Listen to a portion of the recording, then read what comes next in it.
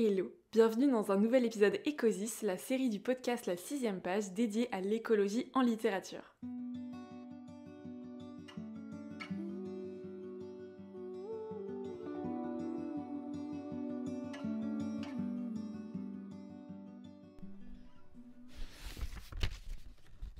La semaine dernière, j'ai lu un livre qui m'a marqué, un livre qui m'a donné envie de découvrir ce genre qu'est la SF et que je connais très mal, et surtout un livre que je sais d'ores et déjà que je relirai. Et si je lis beaucoup de très bons livres, c'est vrai que ceux que je suis susceptible de relire un jour sont pas si nombreux que ça. Et donc ce livre dont j'avais envie de vous parler dans un épisode qui lui serait dédié, c'est L'Aube est bleue sur Mars. Comme dans tous les épisodes où je fais vraiment un focus sur un seul livre, on va parler un petit peu de son auteur avant, et en l'occurrence ici, il s'agit d'une autrice qui n'est autre que Florence Hinkel. C'est donc une autrice française qui écrit principalement pour les enfants, les adolescents et les jeunes adultes. Depuis le début de sa carrière d'écrivaine, elle va explorer toutes sortes de thématiques qui l'interpellent, qui la révoltent, et ça va finalement constituer un moteur avec l'écriture comme consolation.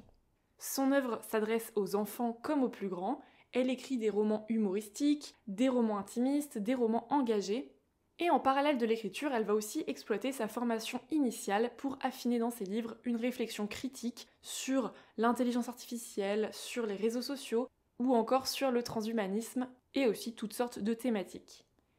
Elle a écrit en tout une 60aine de livres. Pour n'en citer que quelques-uns, on retrouve le titre 4 filles et 4 garçons, qui était dans ma palle il y a un moment et que finalement je n'ai pas lu, je ne sais pas si je le lirai un jour. Il y a aussi Renversante, qui pour le coup me donne très envie. On a aussi le titre #bleu, qui est assez connu.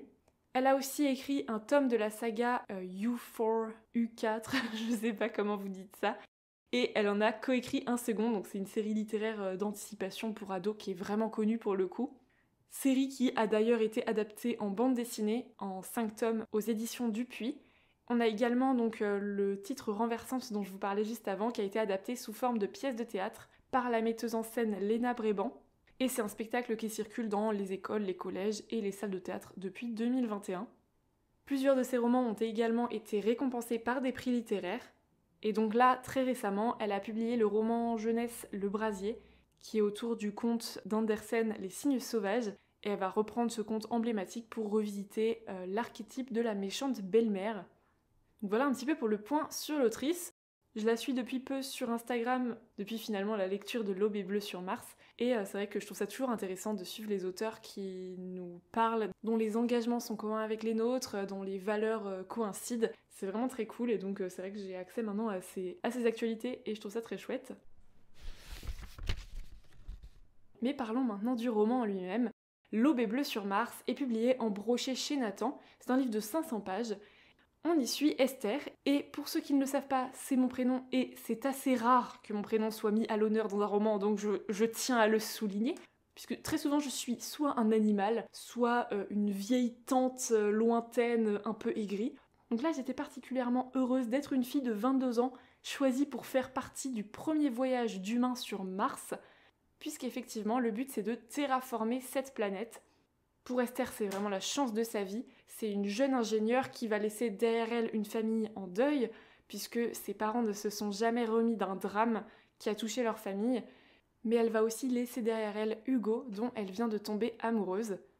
On est donc dans un futur très proche où on fait face à la crise climatique, où l'humanité est à la recherche d'un nouvel espace de vie. C'est un roman qui est très réaliste, avec des faits scientifiques vraisemblables, vérifiés, qui va parler vraiment de conquête spatiale, mais beaucoup d'environnement aussi. Pour vous donner comme ça quelques mots-clés, on est sur de la science-fiction, sur un space opéra, avec tout ce que ça englobe, voyage spatial, exploration, conquête, voyage interplanétaire. On va aussi parler d'amour, de famille et d'écologie. C'est vrai que je suis quand même novice en science-fiction et en space opéra, j'en ai lu très peu, mais maintenant, je crois que je peux affirmer que c'est un récit qui m'a totalement convaincue de m'intéresser de plus près à ce genre littéraire. J'ai particulièrement aimé suivre tout le cheminement d'Esther. J'ai trouvé que c'était un personnage très touchant, très attachant. On a eu un aperçu de son enfance, de sa vie familiale, de ses études. On a pu assister de loin à tout le processus de sélection pour la mission. On a aussi vu une partie de sa formation. Et puis surtout, on a embarqué avec elle à bord d'un vaisseau pour une mission, une épopée spatiale vers la planète Mars. Comme vous le savez si vous suivez un petit peu le podcast, je suis très intéressée par les questions autour de l'écologie, par la manière dont elle est traitée dans les romans. Et donc c'est vrai que j'étais très curieuse de voir de quelle manière toute cette dimension environnementale allait être traitée ici. Étant donné que conquête spatiale, décollage de fusées et respect de la planète sont très souvent antinomiques. Puisque l'idée, c'est bien évidemment de ne pas reproduire sur une autre planète ce qu'on a fait subir et ce qu'on fait encore subir à la nôtre, mais c'est une chose qui échappe à beaucoup, ça, malheureusement. En tout cas, en ce qui concerne l'environnement, j'ai pas du tout été déçue sur ce point. C'est un livre qui aborde de façon très juste toutes les contradictions de l'être humain, à la fois le besoin de rêver, d'avoir la tête dans les étoiles, mais aussi celui d'être présent, d'être ancré, d'avoir les pieds sur terre, de prendre soin finalement de notre environnement proche avant de chercher un ailleurs où vivre.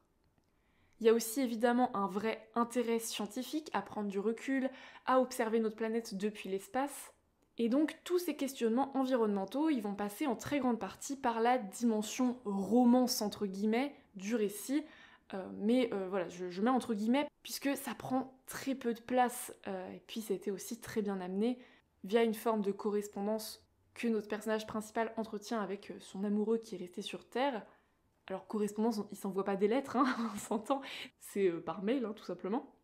C'est vrai que je serais quand même tentée de dire que la relation entre Esther et Hugo, c'est ce qui a pu parfois me faire un peu tiquer, parce que c'est un garçon qui est très vindicatif lorsqu'il s'agit de ses valeurs et ses engagements, ce qui va parfois le rendre carrément désobligeant, voire méchant vis-à-vis des projets d'Esther.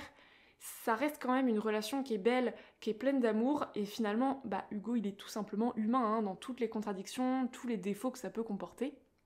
Tout était parfaitement bien dosé, bien équilibré, hyper intéressant, avec de nombreux faits scientifiques spécifiques au domaine spatial. C'était très documenté et donc voilà, très proche de la réalité. On va parler aussi un petit peu de biologie, notamment autour de la question de l'eau, avec aussi les tardigrades qui est une petite bête absolument fascinante. Et donc le roman tire une sonnette d'alarme qui sonne depuis un petit moment déjà, on s'entend bien, hein. Mais voilà, il le fait d'une belle façon, avec beaucoup de bienveillance, mais aussi avec urgence et clarté. C'est un livre qui pousse à la réflexion tout en étant captivant, passionnant. On a tout de même certaines scènes qui sont très violentes, très sanglantes et descriptives, ce qui les rend particulièrement dures à lire. C'est vrai que j'ai une très faible résistance à la violence, mais c'est vrai que ces scènes, elles participent activement à toute l'ambiance tragique et dramatique du roman. Ça va aussi renforcer notre attachement aux personnages, à l'équipe d'astronautes, à la difficulté de leur métier, de leur formation, et puis aussi de leurs choix et de leurs actions. Donc voilà un petit peu pour mon avis autour de ce livre.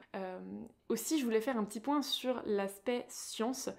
C'est vrai que, alors c'est à titre strictement personnel, hein, mais perso, la science, je crois que c'est comme ça que je l'aime le plus. C'est quand elle côtoie la fiction, qu'elle s'inscrit dans une dynamique de nouveaux récits, qu'elle va réinventer l'existant, nous faire rêver en s'appuyant sur des faits, sur des vérités.